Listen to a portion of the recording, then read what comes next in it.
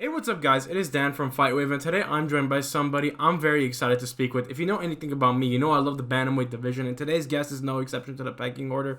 One of the most exciting bantamweights on the active circuit right now. He faces Taylor Lapilus June 8th in a fight that's going to promise to produce, in my opinion, what is going to be a performance of the night or a fight of the night on either end. These are two amazing bantamweights. I'm joined by one half of the fight today. One of my favorite fighters, a good old Michigan boy, everyone's favorite outdoorsman, Cody Stamann. Cody, how are we doing today, brother? I'm doing good, man. Just finished sparring, like I said. Still got all my teeth. I'm a little banged up, but not too bad. So it's been a good day.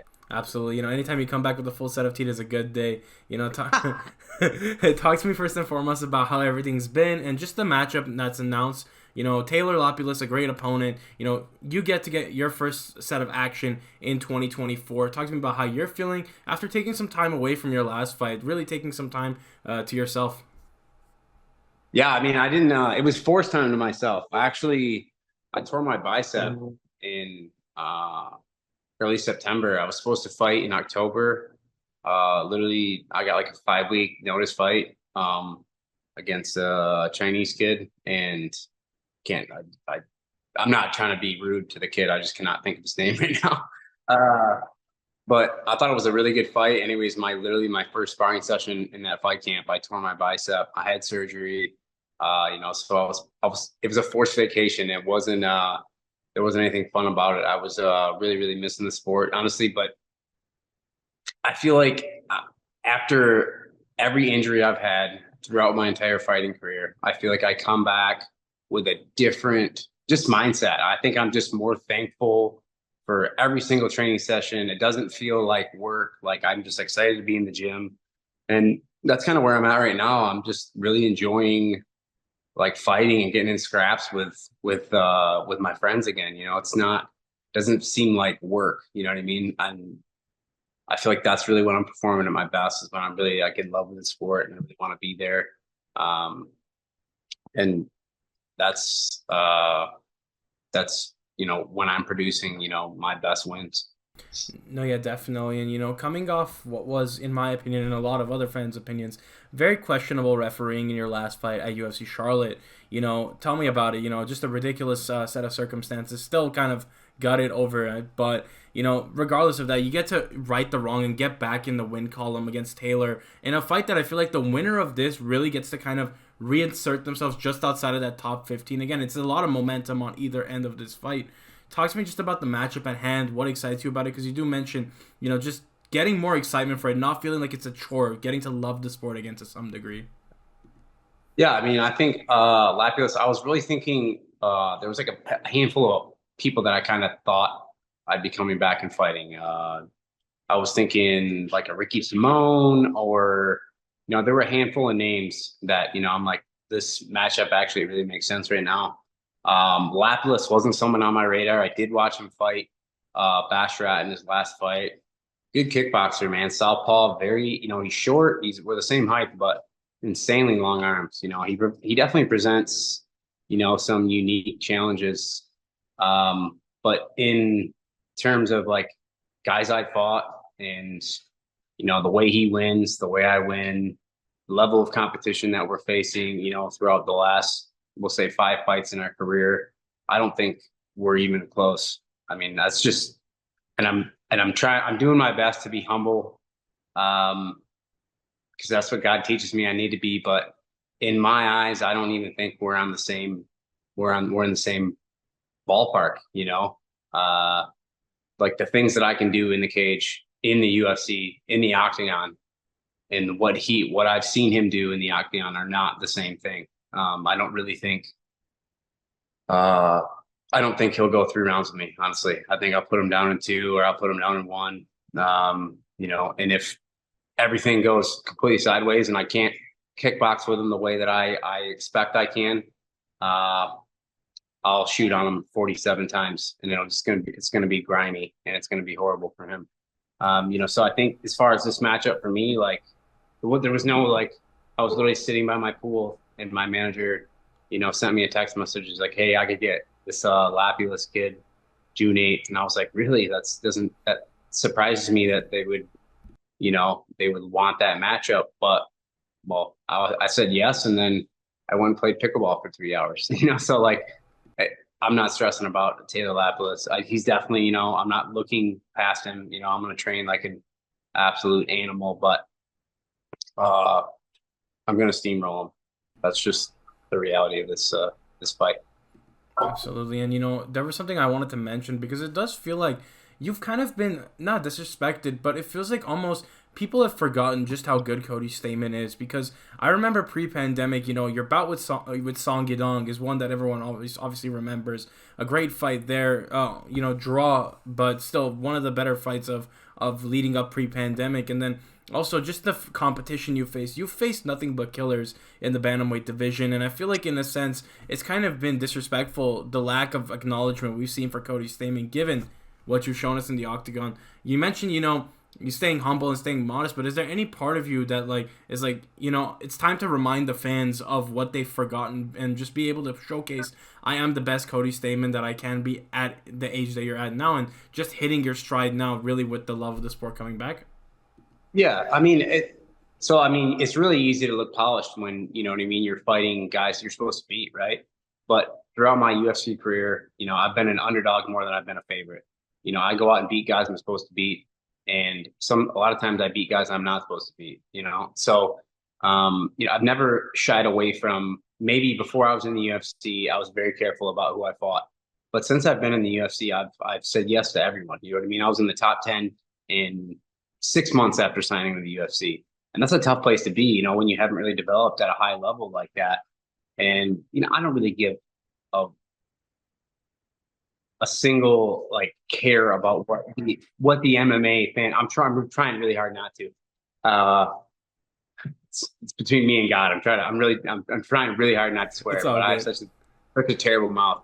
Uh, it's like it's not really it's not really fair to look at, some of the runs that these guys have had, when they're literally a 3-1 favorite in all their fights, and the fans go crazy and like, this is the next guy. This guy, he's the guy.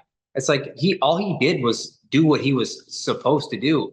You know what I mean? Like you're a 9-1 favorite against an opponent and you win, and everyone's like, oh, I can't believe like that was an amazing performance. It's like he did exactly what he was supposed to do. It's the guys that literally are going out there and fighting dogs like I've done my entire career, that are making more money. I mean, and I'm never going to get the recognition. Like I always say that I'm overpaid and underrated, but I'd rather be that than underpaid and overrated. Like some of these guys. These guys are still they're fighting 4 fights in their first UFC contract. Like I was never about that. I wanted to get paid more money, and to make more money, you got to fight better guys, and that's what I wanted to do. And I've done that throughout my career. I've made a pretty good living. Being the B side in a lot of these equations and going out and beating these guys that I'm absolutely not even supposed to be competing with. No, yeah, definitely. Couldn't agree more. And I feel like it comes down to just the way you were brought up and the Michigan mindset. I say the Michigan mindset specifically because I feel like as of late, we've seen so many fighters that come out of Michigan and that greater area, the Midwest, just absolutely excel and bring a level of grit to the fight game that we haven't seen really, out West. We see it in glimpses. And then, in the Midwest, it's a lot more grittier than say out West. And we've seen, what Jamal Hill has done. We've seen what Joaquin Buckley has done out of Murcielago. We know, Mondo Gutierrez just fought on The Ultimate Fighter. There's Chaos Williams. So many amazing instances of fighters from Michigan along you, Cody. And, just the mindset that it's coming out of Michigan right now is producing top quality talent. Hell, the headliner of UFC 300, one half of the fighters from that is from Michigan. Talk to me a little bit about going back to Michigan, training there, and seeing the overall development in the state and just how far it's come since when you first started fighting. Yeah, I mean, it's like like nobody thinks of Michigan as like a hot spot for MMA, right? So you have to make so many things happen. You have to do everything right. You have to travel, 2 hours in every way. It's so hard to make it out of the Midwest because everybody's doing their own thing. No one wants to train together. Everyone's trying to be the biggest fish in a small pond. So I mean, for you to make it out of the Midwest, one, you're going to fight, probably you know, some absolute stud athletes, and you're also going to fight some insanely good wrestlers because that's a lot of what you see in the Midwest. And you just got to have that. You got to have a different grit. You really got to want to be good at MMA to exceed. You know, it's not like now where I just like pull up that Extreme Couture and there's, you know, a smorgasbord of like top talent to train with. You know what I mean? And it's so much easier to get better out here. But in Michigan, everything is grimy and like all the gyms are disgusting, and you know what I mean. We're working in terrible conditions. It's freezing cold. We're stuck in traffic.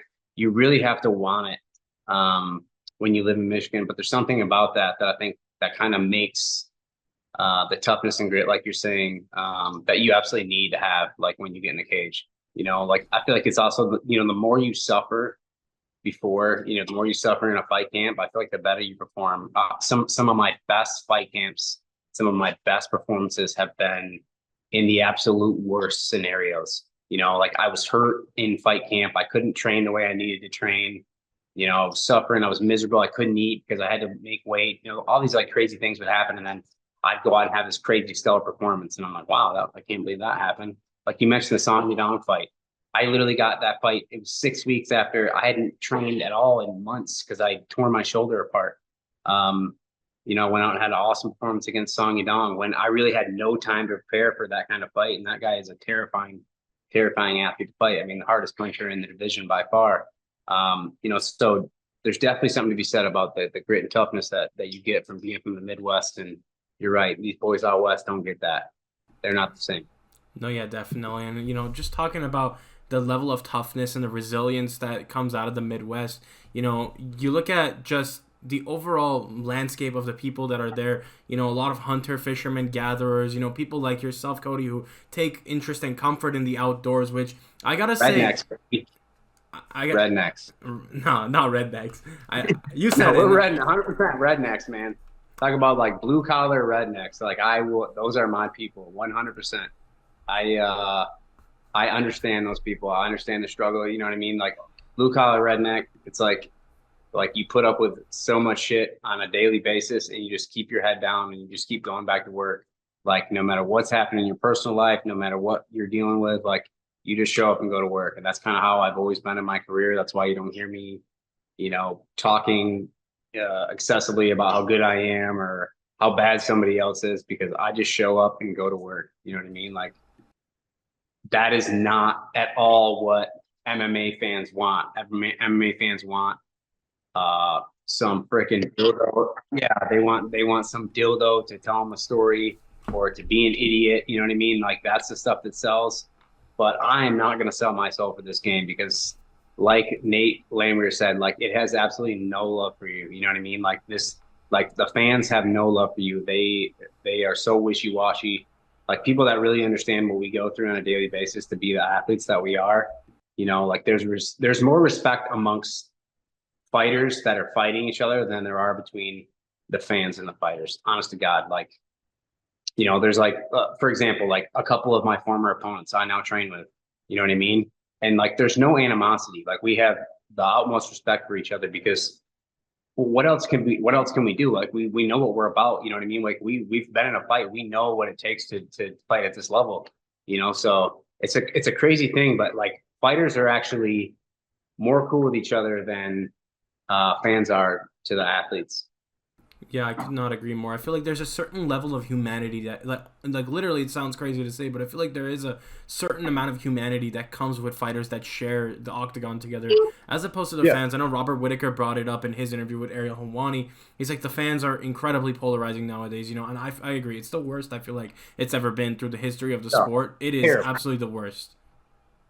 Yeah, and the worst, like the American fans are Oh honestly yeah. the worst, and it's really sad because like let's say you're Irish, you're Conor McGregor, Irish people love you until you know what I mean. As long as you're wearing that flag, doesn't matter what kind of horrible things you do, uh, they love you. You know what I mean? Because you're Irish, you're one of them. And that same thing, like Brazilian people, like the Brazilian people absolutely live and die for their fans. I went there and fought. Like they were telling me I was going to die, and I was like, I was actually like, this is amazing that they're so passionate about, you know what I mean, supporting their people. Because we don't get that in America. You know what I mean? Like they're just as likely to like root for the other guy. You know what I mean? I was at a fight in Florida and they were chanting like Peter Yan's name. Peter Yan's fighting an American. I was like, this is insane. Like MMA in America it's so hard to make it here. You know what I mean? And like I think that it's so like discerning for the fans. You know what I mean? Like if you're not like this absolute like idiot weirdo, like you got to go like straight Colby Covington or Sean O'Malley and do the whole pink hair thing and like be this guy, you know what I mean? And have this like crazy persona for like American fans to really get behind you. But like I said, I mean, I'm not going to sell my soul for a game that I know has no love for me. You know what I mean? Like exists with or without me. Like there's just no way. Like I'm trying to be a man of God. I'm trying to be a man of my family. Like I'm not gonna like, I don't want to look back and be like, man, well, what an idiot. You know what I mean? Like I have enough regrets like that in life. I don't need any more.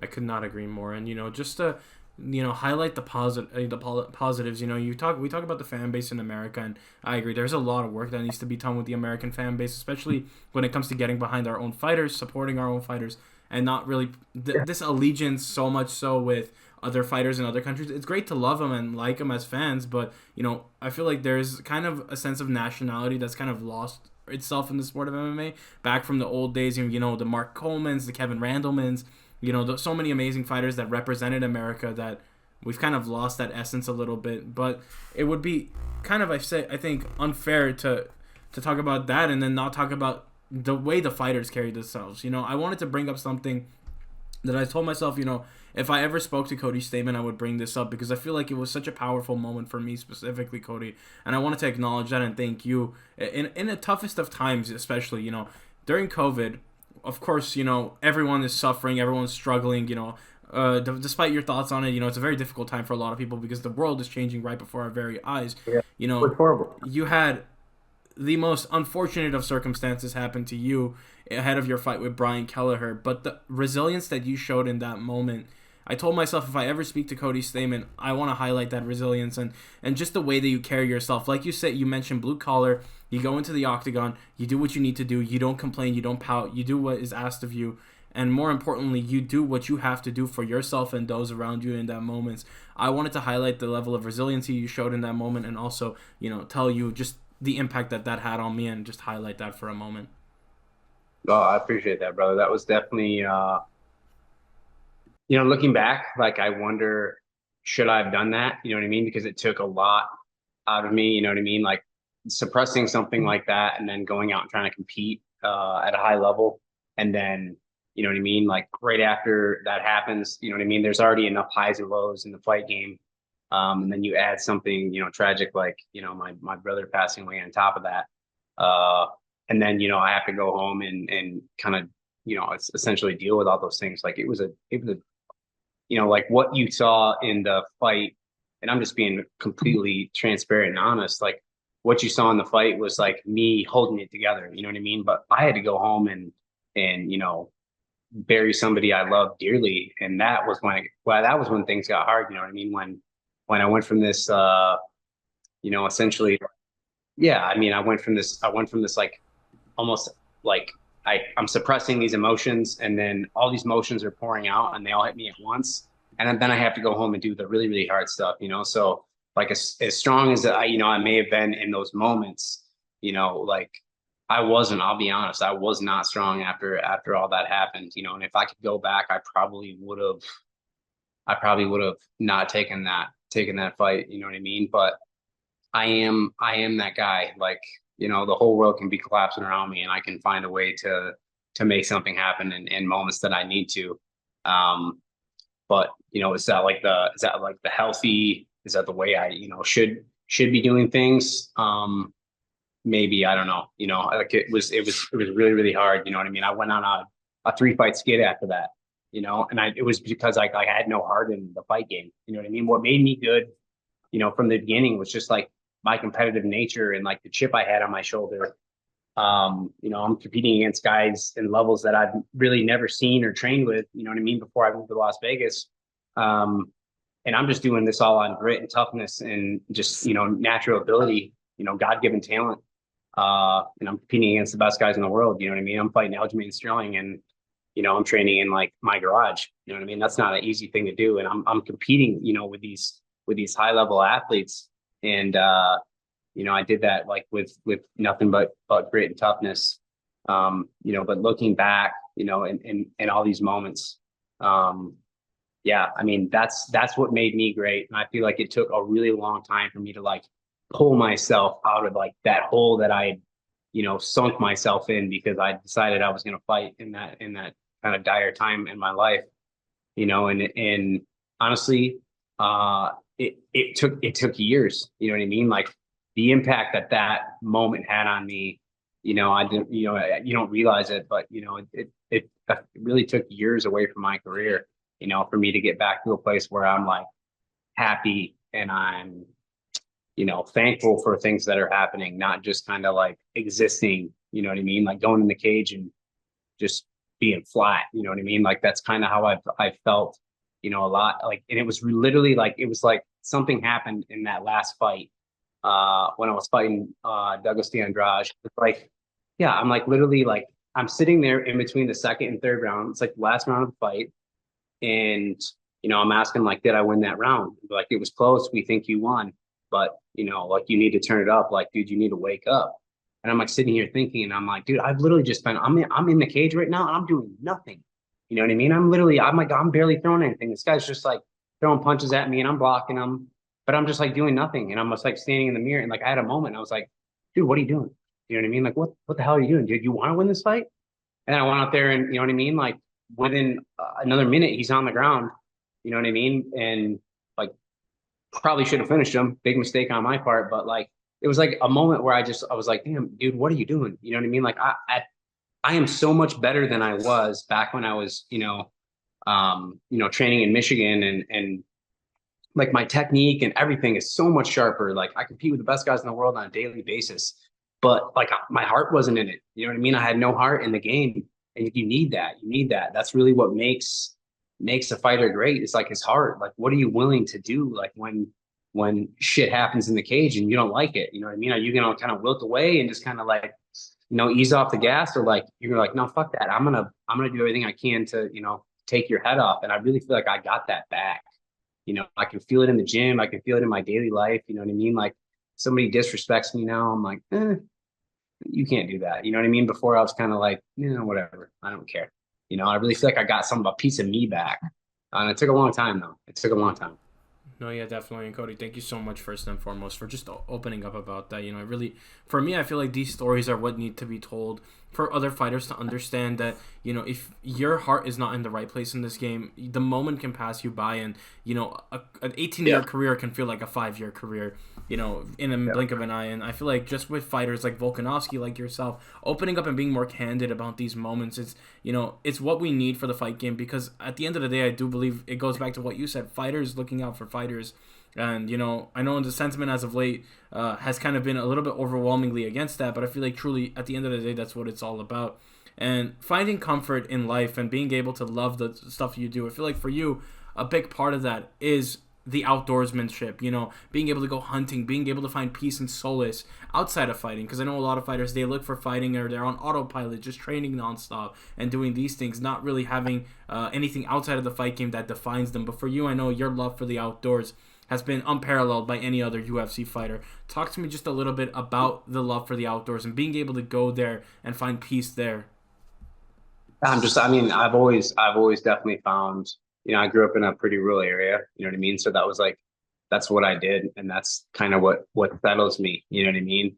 And, I spent a lot of time, especially after I tore my biceps. I'm literally in a sling. I can do absolutely nothing. I can't go to the gym. I can walk. And I was just literally going on like these like 30-mile hikes. And I would just wander around, and like there was something beautiful about it, because I really had a lot of time in my own head with no distractions. And I think that's the biggest thing for me, is that it's like you actually, it's not even so much like the act of like hunting. Like I love hunting, I love fishing, I love going out, camping and doing all these things, but it's really just being in a place, being in a moment without all the distractions, without all the BS, going on around you, where you can actually just sit with your thoughts, think about your life, what you want, what you don't want, what's going right, what's going wrong, how you feel about MMA, how you feel about anything in general. You know what I mean? Like when we're just so distracted all the time by everything. You know what I mean? Like there's just nonstop distractions, whether it's your phone and it's the fans are, shitting on you, or, whatever it is, we're constantly distracted. You're distracted by, your next fight. I feel like for me, the outdoors has always been like just a place to just like sit and just be present and, work some shit out. And a lot of times, when I don't go outdoors and I don't, kind of get back to my roots, I'll start to unwind, man. You put me in the city for too long, I'll turn into an absolute creature. Like I have to do that now. I know that. Like just for my mental health, I have to go. Like I gotta go be away from people for a day, 2 days, however long it takes to get right, and that's important, like Volkanovski talking about mental health and all these things. It's kind of taboo for a dude. It's like just be tough. It's like, yeah, I mean, absolutely. You should be tough. You should be manly. You should be masculine. But dude, if you know what I mean? You can't figure it out, like do something, you know what I mean? It's like you got a sprained ankle, ice it, put it in the air. It's the same thing with mental health. You know what I mean? If something isn't right, treat it. You know what I mean? Don't just suppress it, like treat it. You don't need to be on social media like, hey, here I am, really sad today. Just deal with it. Deal with it on your own. Be a man, but deal with it. You can't just let these things fester and get worse, because it affects all the people in your life. And if you're really a man, then that part of being a man is dealing with your issues, not letting them eat you up. Couldn't agree more. And Cody, thank you so much for your time.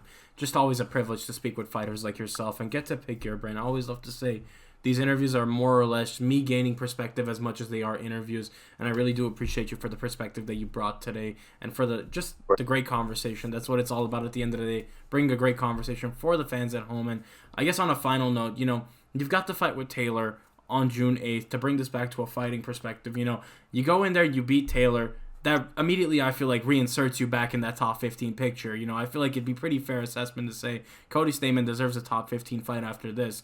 Talk to me just about the goals for 2024, whether they're personal goals or whether they're fighting-related goals, and a message for the Cody Stamann supporters at home.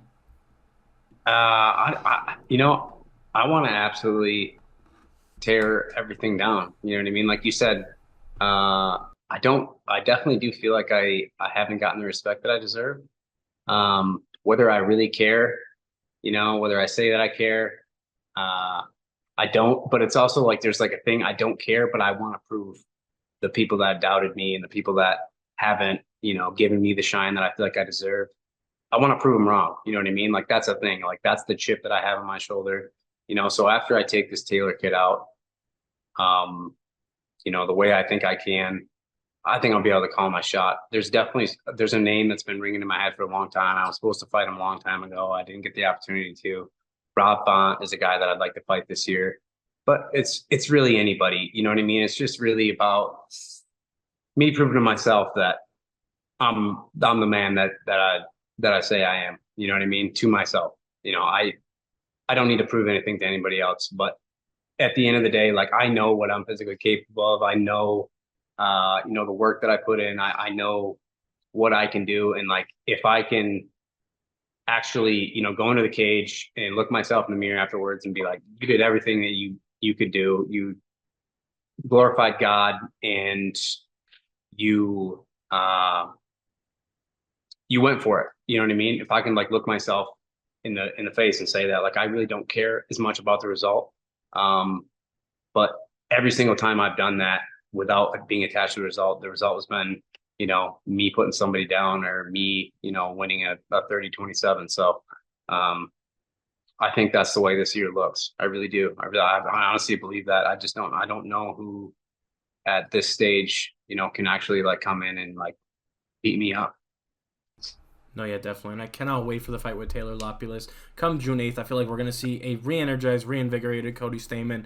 And I know fans at home are going to be reminded once again of the greatness that you bring to the octagon. Thank you so much for your time, Cody. Always a privilege to speak with fighters like yourself. And to the fans at home watching, do be sure to check out Cody Stamann versus Taylor Lapilus, June 8th. Support your local fighter, as I always love to say. It goes a long way. Check out Cody on social media. check him out. Really helps a lot for us too, just to be able to give the fighters the publicity they deserve. And it's been me, Dan from FightWave. Hopefully you guys have enjoyed, and have a great day, guys.